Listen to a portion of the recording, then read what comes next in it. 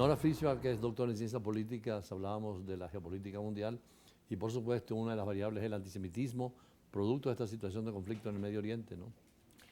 Bueno, el antisemitismo es un virus, el antisemitismo no ha muerto, nunca murió, existe desde la era antes de Cristo. Esto lo dice un educador muy importante de Yad Vashem, Jerusalén, se llama Yehuda Bauer, tiene 97 años y está vivo y trabajando y da clases. Es muy interesante como él dice que es antisemitismo todo el tiempo, no antijudaísmo, antisemitismo. ¿Qué pasa hoy en día en 2024? El antisemitismo es un antisemitismo 2.0, va por las redes. Otro pico previo a esto fue en el año 2022, 2021, cuando el virus del COVID.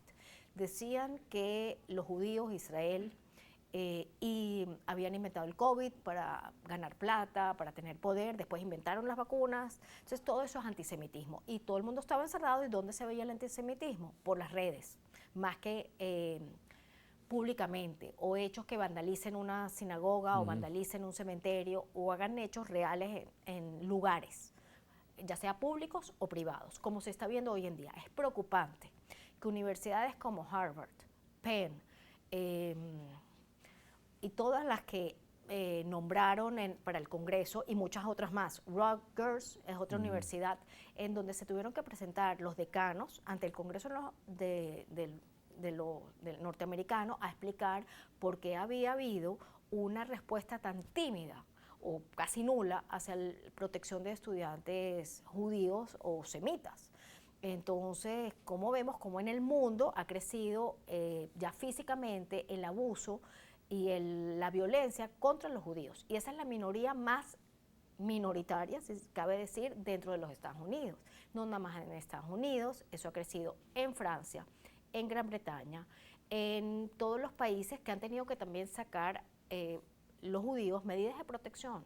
¿Cómo es posible que sean las instituciones judías israelitas o ligadas a cualquier ámbito de la vida judía las únicas protegidas por policía y ejército en Europa? Ahora, tú eres una intelectual judía venezolana de antecedentes europeos. ¿Qué hacen para promover esos programas de paz, de diálogo, de negociación en centros como Ana Frank y otros que tienen en Venezuela? Bueno, sí, el espacio Ana Frank lo hace con su espacio.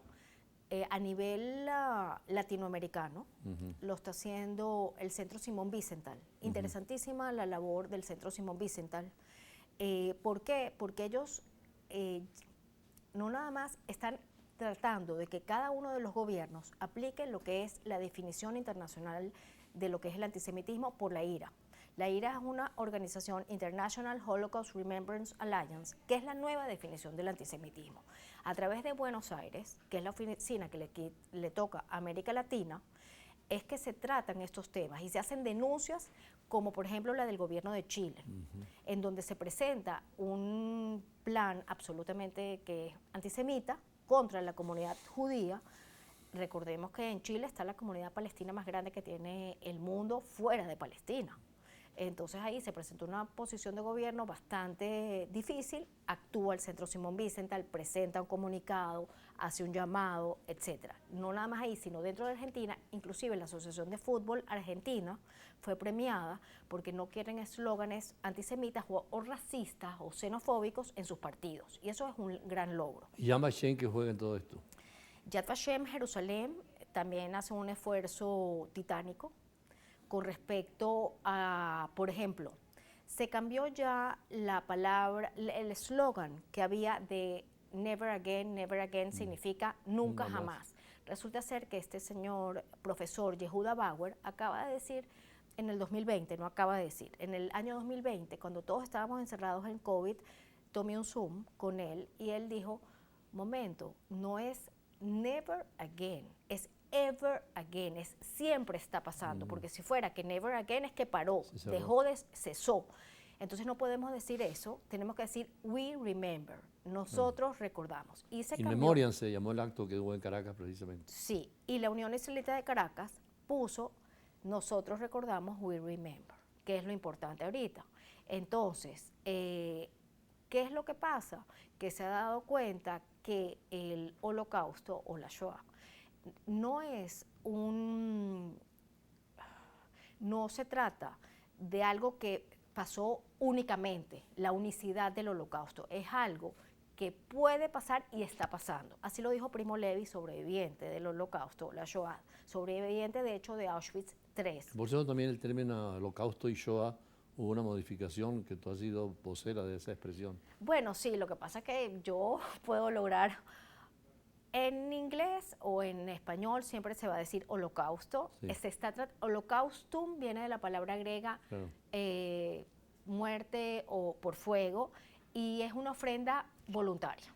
Eso, nadie que fue a las cámaras de gas, a los fusilamientos, fue voluntariamente. Entonces, Yad Vashem Israel siempre dijo Shoah. Shoah existe en el vocabulario judío de tiempos de la Biblia y significa catástrofe, porque fue una catástrofe lo que pasó con la judería europea, que asesinaron a 6 millones de judíos en un periodo de desde 1900, desde la llegada de Hitler al poder, pero masivamente a partir de 1938 hasta el finalizar de la guerra de 1945. Nos decía aquí un entrevistado judío que quedan unos 15 sobrevivientes en Venezuela de los miles que hay en el mundo. Sí, es el número. El sábado en la noche murió una de las sobrevivientes, Sí. Zichrono Libraja, y muy lamentable, porque esas voces en primera persona, la profesora Nucia, la morada Nucia Bajer, a quien presento mis respetos, realmente son voces que se van apagando. En el mundo, si no me equivoco, quedan 150.000 en total. Sí, díganme la cifra. 150.000 que ya tienen edades muy avanzadas, que les cuesta hablar. Conozco a uno, que no quisiera mencionar su nombre, que aquí en Venezuela ya no quiere contar la historia, porque le cuesta, porque le pesan los años. Algunos llegaron en los barcos estos que López Contreras permitió que llegaran a Venezuela, ¿no? Sí, mi familia llegó en ese barco, Que por cerraron parte de varios puertos, padre. ¿no? ¿Ah? Le cerraron varios puertos. Le cerraron múltiples puertos.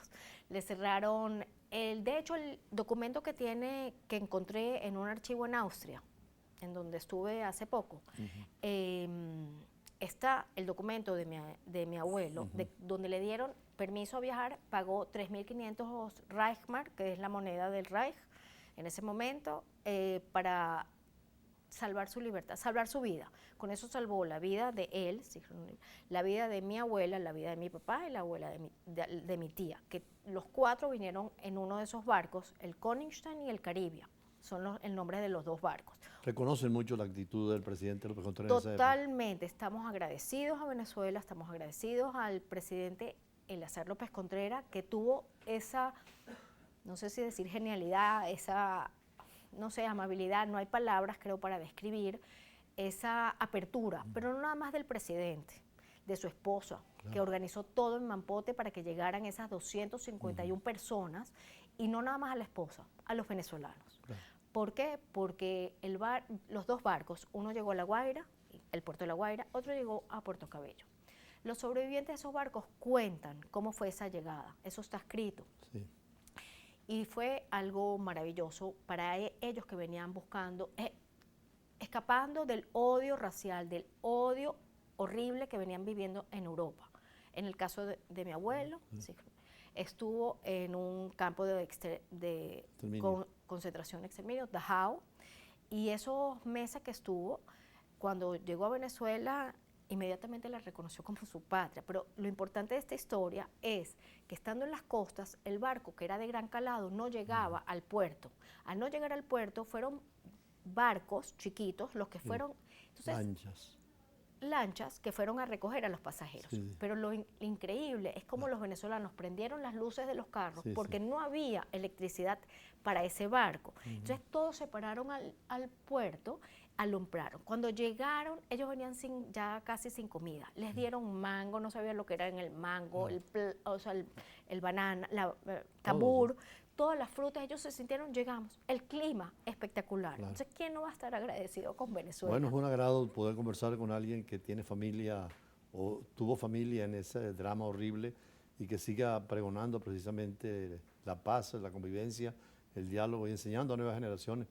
De hecho, fuiste alumna nuestra en la Universidad Central de Venezuela, en la Escuela de Estudios Internacionales, y has hecho una labor diplomática muy extraordinaria y política. Vamos a un corte y seguimos con otro entrevistado de hoy.